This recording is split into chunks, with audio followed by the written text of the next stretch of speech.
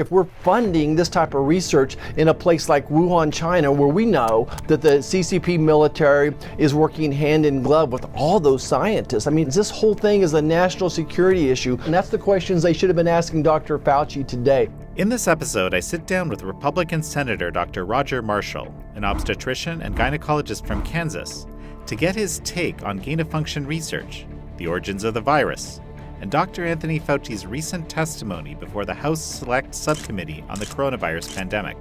Somebody's lying here. It's either Dr. Fauci or David Marins. I think we should put some type of term limits on people in high positions, whether it's the FBI, the CDC, NIAID director, that they just accumulate too much power. This is American Thought Leaders, and I'm Yanya Kellick.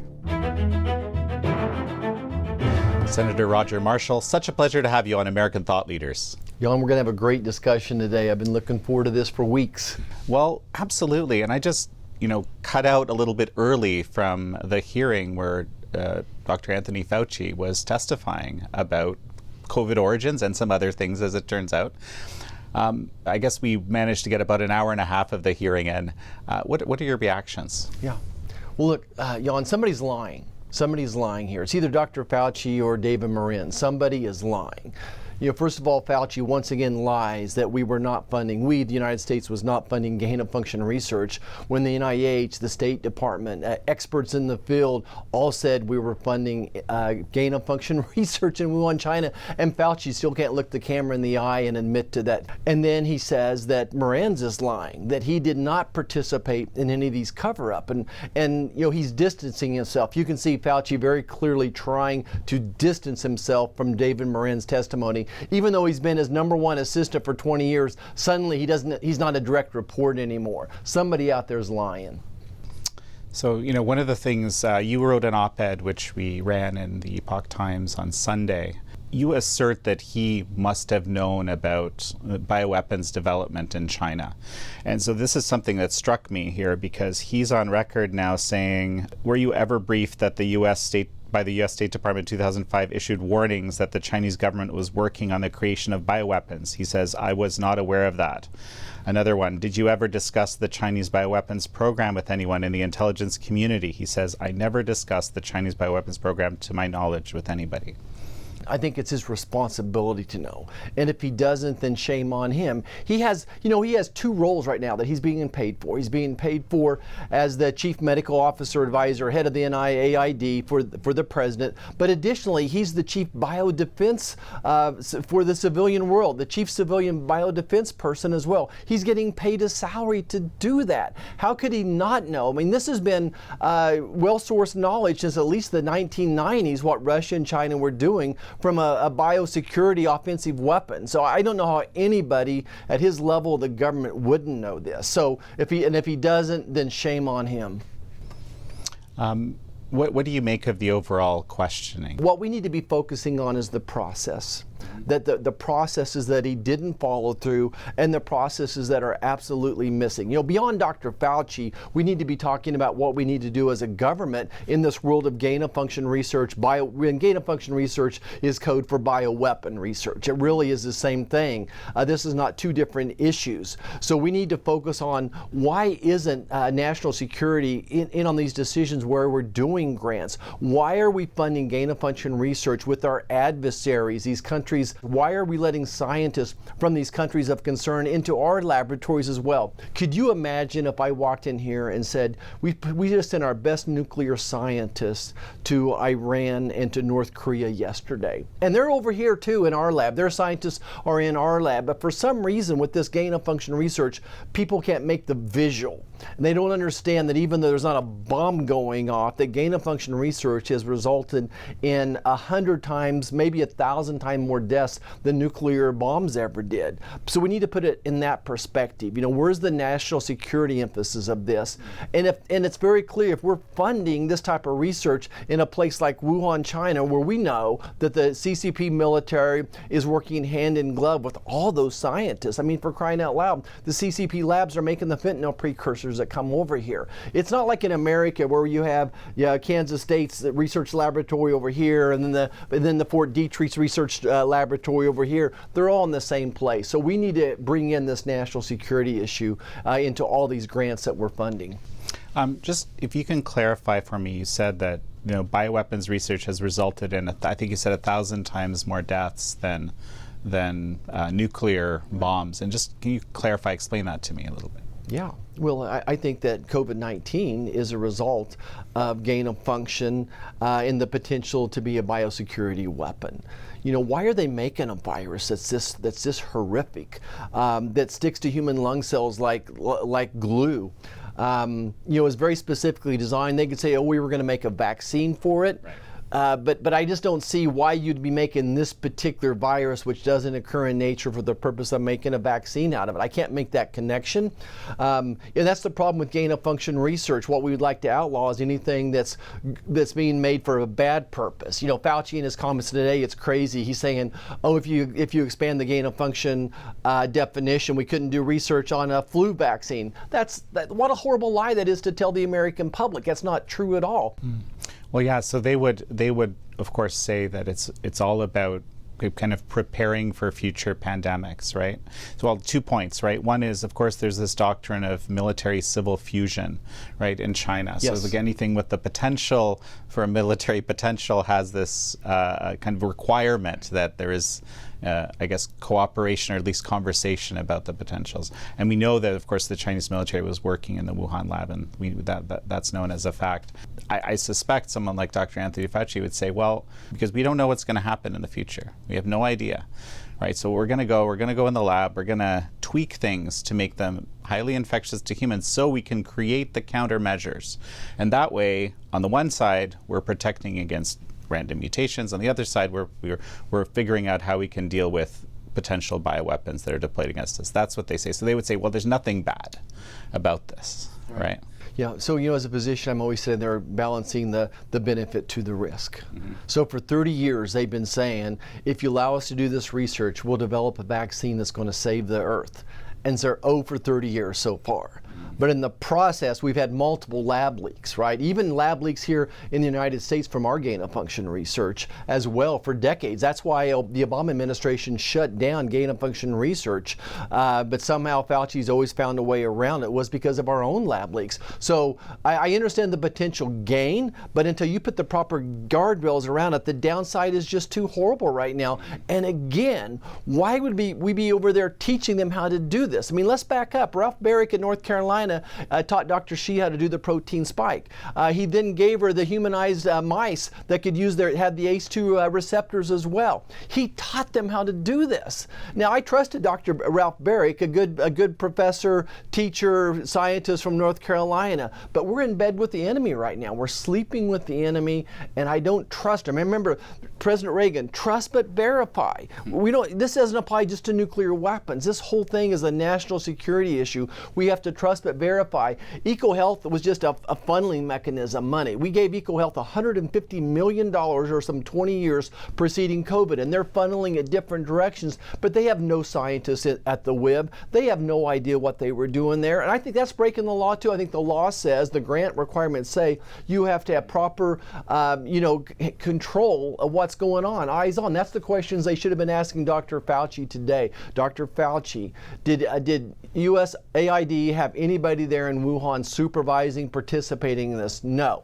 The answer was no, nobody, nothing. And even after this epidemic explodes, we can't get researchers in there to do any research. They won't give us the DNA virus. Dr. Fauci, what was the upside of doing research with Wuhan, China right now? There's no upside to this. Mm-hmm. Yeah, so, you were already in 2020 starting to ask questions. And I guess, you're very passionate about this issue. Is this what you were already thinking? What were you thinking back in 2020? Yeah, that's a great question, and it seems like forever ago, but it was yesterday. I read 2 or 3 hours every day. I'm very intellectually curious. Early January, the first week of January, I read about this novel virus in China. And I'm a physician. I'm sitting there thinking, I immediately think to my mind about SARS and MERS and Ebola. And I thought, SARS was in China, and what did China do then? They obfuscated from the very beginning. They underestimated. They didn't share with anybody where it came from, what was going on as well. And I said, holy cow, I'm not just responsible for my OB patients anymore. I'm the congressman from Kansas. I'm running for Senate. I have a big responsibility. I better look into this. So the next thing I do is I start researching what's in Wuhan, China. A BSL, a biosecurity level 4 lab in Wuhan, China. What are the chances? And then you could just tell already that China was hiding. Well, what were they hiding? Why wouldn't they just give us the DNA sequence? And then all of a sudden, through different doctors reaching out to me saying, something's up, we can't get the information out of China. And all of a sudden, China is saying, there's no human-to-human transmission. Like, wow. By the end of January, we got people in Thailand, Japan, Taiwan with this virus, but there's no human-to-human transmission. That made no sense to me as well. There's an article, I think, in the Wall Street Journal that says, don't worry, we have CDC scientists in Wuhan looking into this. I get the CDC on the phone and say, what are you guys finding? Well, we've got scientists in China, but they're not in Wuhan. They won't let us within 1,000 miles of it. So they lied. They had scientists in China. That's like saying you're reviewing a hurricane in Florida and you sent your scientist to Washington State or something, right? So it just never added up to me. You've done these stories like this. You kept looking for a dead end, but I bet you every time you dove into something, didn't you find 4 more open doors that say, oh, you need to look here, and I'm still there. Every time I peel back a layer of this onion, there's more there. It just never ends. Well, so, this is one of the things that's come out. We, of course, published a documentary, I think it was April of 2020, where we tried to put together kind of what we knew. What was the more likely scenario? I mean, that was really kind of the question that we were asking, given all the information that was available by that point. I think we did have the sequence at that point, and there's this suspicious furin cleavage site that you don't find in such viruses, and that typically you used to facilitate human transmission. Anyway, it's we put it all together in a basic way. I think it's aged incredibly well. What have we discovered since that time? What do we know? Like, maybe you can outline a few of the sort of the key, most important facts. Yeah, like you, I was making my timelines and my theories back in April, May of that year as well. People can go to marshall.senate.gov and see a 15-minute video we did on the timeline several years ago. I would just talk through what I call the smoking guns. It was a great time to talk about that. Things that you and I were postulating then, I think most importantly is that we've proven them and we've added more pieces to it, okay? When I think about 7, 8 smoking guns that would show that this virus was made by a laboratory in Wuhan and leaked there as well, I don't think it was purposely released. I think that would be, that not even China, the CCP would do that. But we already mentioned just the geography. What are the questions of this virus showing up next to a BSL level 4 laboratory? In April, you and I are sitting there wondering about an intermediate animal yet, an intermediate species. And it was only 4 months into it, but here we are 4 years later and there's no intermediate species. Remind your listeners that SARS was about 2002, something like that, 2002. It took them like 4 or 5 months to find the civet cat that was the intermediate species. So the virus went from the bats to the civet cat and then the humans. In the MERS epidemic of 2012, it was the camel. So we still don't have this intermediate host. Next. The next smoking gun is a progenitor. China could have easily have shown some type of progenitor, the father, the grandfather, the great uncle of this virus as it emerged from a bat into humans. They should have had an intermediate host and they should have found all these sequences. But the next smoking gun, well, Dr. Shi, of course, took down her viral DNA laboratory in September of 2019, which is why I believe there was actually 2 leaks from the laboratory, the first one in September of 2019. And then next she destroys all these virus samples. The 8 viruses that were probably closest to the backbone of COVID-19, she destroyed those as well. Now we found out also that they were doing research on a vaccine in November of 2019. So you and I probably didn't know that in April. I don't think I figured that out till later as well. Then just since then, the number of people that have mysteriously died that knew something about this. They jailed CCP, jailed journalists. They jailed physicians and scientists, and certainly some had some very suspicious ends to their lives as well. So I think all these little pieces of the puzzle, and just talk just for a second about the DNA sequence of this. And you have a molecular biology background, and so help me communicate this effectively. We mentioned the protein spike, very unique to this project, right? The protein spike. You mentioned the furin cleavage site. It's not in this type of virus. And then lastly, no one's talking about this, but there's a sequence upstream from the furin cleavage site. It's called QTN. And that's what shuts down your immune system. So we didn't know that then. We didn't know how this virus worked. So those are pieces. And then the other thing I would add we didn't know then was the diffuse lab application, the grant application to the DoD. So this diffuse grant from EcoHealth basically requested money to do what ends up being the COVID-19 project. I mean, what are the chances? You describe all these different smoking guns, but I think the diffuse proposal seems to be that would be the big one, because it almost is like a blueprint on how one would create, such a virus and so forth. Let's go back to the hearing that's happening today. So, what would you hope can come from the work of this, the select committee on the coronavirus? Yeah, again, we got to stop making it so personal with Dr. Fauci and focus on what we need to do to correct the system. Mm-hmm. And I think that's what's missing in the questions. Mm-hmm. Look, when this virus broke out, we had a plan for a pandemic. ASPR, the Assistant HS Secretary, Dr. Bob Cadillac, should have been leading the charge on this. We had a plan to respond to a pandemic. Dr. Robert Redfield, maybe the wisest man I have met in decades. Those two get pushed to the side, and Fauci, instead of asking advice from scientists within the government, he reaches out to his gain-of-function mafia. If you think about the people he should have been reaching out to, a couple organizations in the government. One is NBIC, and that's the Bioscience Intelligence Community within the agency, within the government. And the other one is the NCMI, which is the Medical Intelligence within the government.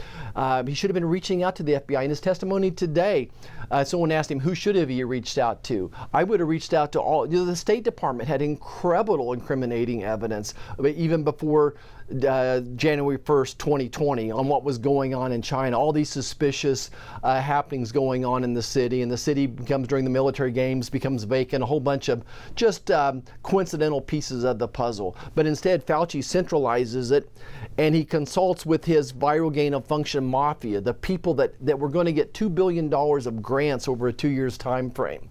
Their institutions got $2 billion worth of grants from Anthony Fauci, NIH, the federal government as well. So why did he reach out to those people rather than the proper channels? Well, he actually responded to that, I believe, in the testimony today, right? He said he asked them to convene a group of evolutionary biologists to assess the veracity, the significance of this furin cleavage site. This is the February 1st meeting, and before that, who were the people? Christian Anderson and Eddie Holmes had came to Dr. Fauci, two premier virologists in the world studying this, and said, we think that this came from the laboratory. This is right before February the 1st. And Fauci says, okay, and let's convene this meeting. In a matter of days, he flips the whole script.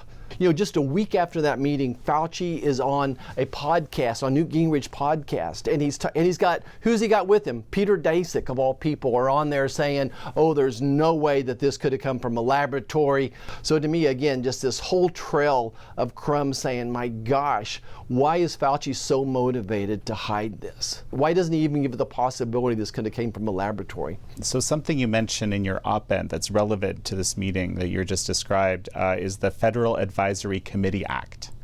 And this is something you want, specifically targeted in discussions with Fauci or elsewhere. Explain that to me. Yeah, so this Federal Advisory Act says if someone in the government is seeking counsel, they need to do it very transparently, as well as being people in that aren't prejudiced, they don't have a conflict of interest.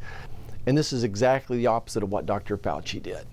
Instead of going to the government agencies I talked about, the intelligence community, the State Department, the DOD, instead he went to these people that are beholding unto him, people that he literally was giving billions of dollars of grants to in total. He didn't follow the process. If I learned one thing as a physician, whether it's a cord prolapse or a placental abruption, have a plan and go at it the same way every time. So they just dodged the plan completely for some reason.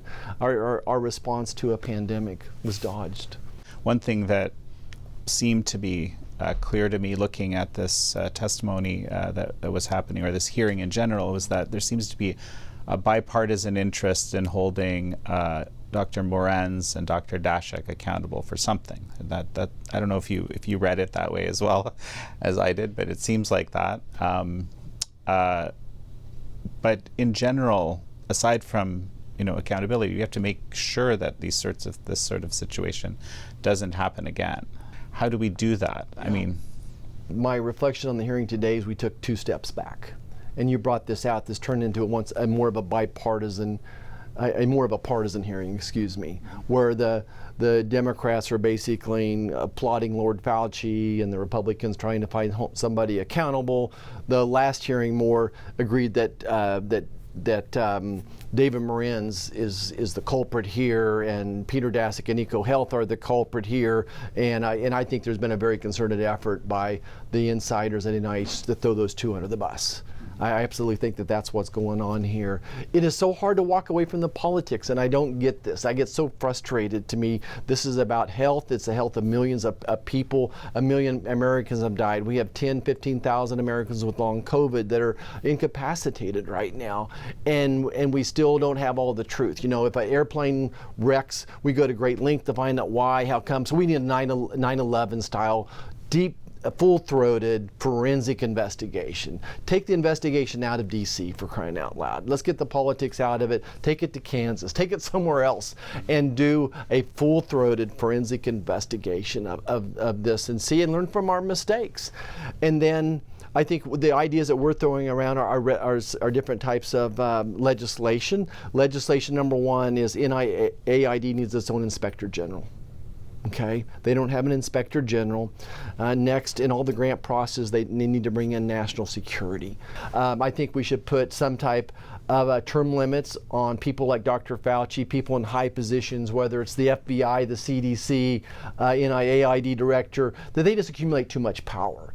Not even admitting to the problems with this 6-foot social distancing. My gosh, I called the CDC on that live when they issued that. I said, show me the studies. They sent me almost 100 studies. I went through every one of them, and the only study even close to having anything to do with this was a 1930s article on tuberculosis, which talked about how far the tuberculin bacteria would spew when you coughed or you spit. And considering that is like, versus this COVID virus, is like considering not an apple to an orange, but an apple to a watermelon, that the tuberculin particle is so big. The mask mandates, the same thing. They sent me articles on mask mandate, probably 100 of them. 80 of them said the mask didn't matter. 10% of them said it made it worse, which I believe that. And then 10% said maybe it helps, but they weren't peer reviewed. There was no science. I get pretty frustrated when a physician presents something as dogma when it's really theory, and just this lack of humbleness to say, I need consultations, I need help, and the solution that's going to work in New York City may be different than what's going to work in my home of Great Bend, Kansas. Talking about conflicts of interest, this is something you mentioned that need to be dealt with. One of the revelations recently is that it's about $700 million of royalties went to NIH scientists. This is Adam Andrzejewski over at OpenTheBooks.com. Dr. Fauci was asked about this. He said that he had gotten 0 of that. What do you think about this idea of large amounts of royalties? This is, by the way, this is just during the COVID era, I guess. Right. So, so first of all, we've discussed this for months at my office, and there's a solution to it. Look, these researchers, scientists need to list royalties.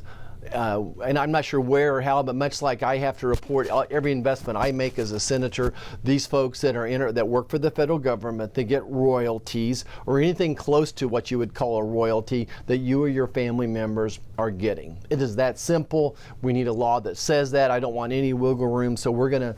I think we're getting the lawyers involved now to take the concept and then put it into some type of writing. That idea. We need inspector generals at the USAID. We need royalties, public, transparent. You just can't shine enough light on this stuff, evidently. Well, so talking about shining light, what about the FOIA process? Yeah. So how do we put teeth to it? I'm just baffled that from day one, we as Congress have asked for information. We even passed a law that Biden signed asking to declassify lots of this information, and they still haven't gotten it to us. This is the swamp up here in D.C., that there are federal officials, bureaucrats like Fauci that have more power and control than a United States senator does. And I think I go back to the term limits issue. It goes way beyond just writing laws. There needs to be some house cleaning up here. I couldn't be more frustrated. You're saying it has to be something more than just passing laws, and there has to be some house cleaning. But what does that look like? I guess I'm curious. I think it looks like a Donald Trump up here kicking ass and taking names, and just saying the end of this. I do think that term limits at a certain level in the federal government will help, but it's going to take some very brave congressmen and senators to stand up to these people and start clipping their budgets one way or another. And I would just tell you this. I know we have people up here concerned about the size of the Chinese Navy. I have more concern about their cyber attacks, their biosecurity attacks, those things you can't see, than I do the size of their Navy. I think it's very real. And that's why we have a BSL-4 laboratory at Kansas State University right now, is to try to be prepared for some of those biosecurity attacks. It's quite a challenge. I mean, what we're seeing right now with the highly contagious avian flu going across the country right now, we found it in dairies in Kansas. There's 2 or 3, we're up to 3 humans now that have it as well. Where did that virus come from? Why is it suddenly acting meaner? I'm very suspicious, but it does take a scientific response at some level to try to battle it. It's a great question, though. The blueprints to making avian flu more transmissible to humans actually were published, I think, back in 2012 or 2014. I don't remember exactly, but that was actually the reason for this, gain of function moratorium, or with caveats, gain of function moratorium with caveats, as we learned subsequently in the first place. So I mean, it seems to be out there, yeah, right? Like how to make it. That scares me a lot. It should. To know that people we're publishing things like this. So let's talk about the national security side. Collaborations with communist China on, well, sure, gain of function research would be one example. I think you've made your case pretty clear on that, but just in general, in biotechnology, and frankly, other types of technology which has military potential. I'm done. Mm-hmm. I'm absolutely done. I came to Congress with an open mind. Think about what China does here. They steal $500 billion worth of intellectual property from us every year. They don't respect intellectual property. If you discover oil in your backyard, they think it's theirs. It's just a different philosophy. So I don't trust them a bit. Well, there was, it's interesting that you say that, but there's this, I remember Secretary of State Pompeo back in the day had this maxim. He said, distrust and verify, right? It's sort of a play That's on even better. A play on trust but verify, right, from Ronald Reagan back in the day. But if you see the same pattern again and again, you sort of have to kind of assume that might be the pattern next. Is that what you're getting at? You got it. Why would you don't do business with someone that was dishonest with you before? Fool me once, shame on you. Fool me twice, shame on me. Let's just the bigger picture here. 90% of the counterfeits that come into this country are made in China.